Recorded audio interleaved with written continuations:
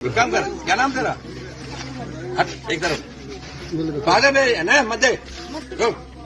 जो देखो बात सुनो, जो आप लोग बैठे ना, मैंने बताया जो मोदी गाड़ी रहने वाला उसको रहने का हक ही नहीं है। ना सीएम ने कहा गाँव में बुरा लगा, किसी बुरा लगा।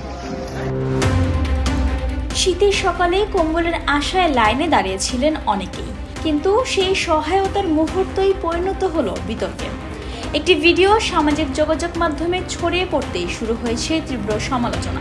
ভারতের রাজস্থান রাজ্যের টংসওয়াই মাধোপুর এলাকায় বিজেপি নেতা সুখবীর সিং জনপুরিয়ার একটি ভিডিও ঘিরে আলোচনা তৈরি হয়েছে।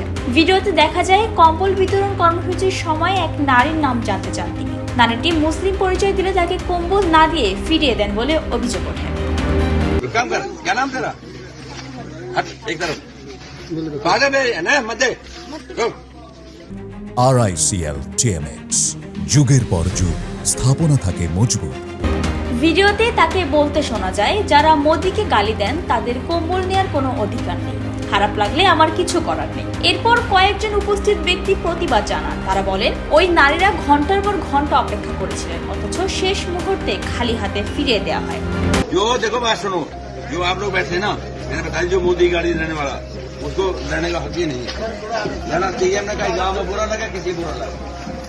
জবাবে সুখবীর সিং বলেন তিনি তর্কে জড়াতে চান না এবং স্থান ত্যাগ করেন। পরে তিনি দাবি করেন কম্বল বিতরণটি ছিল তার ব্যক্তিগত উদ্যোগ, এতে সরকারি কোনো তহবিল ব্যবহার হয়নি।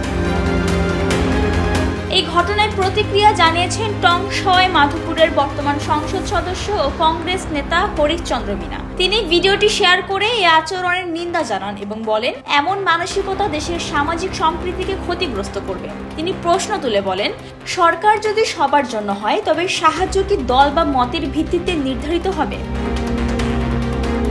ভাইরাল এই ভিডিও নতুন করে রাজনৈতিক ও সামাজিক সমতা নিয়ে প্রশ্ন তুলেছে। সহায়তার হাত কি সবার জন্য সমানভাবে বাড়ানো উচিত নয়? এই প্রশ্নই এখন ঘুরছে জনমনে।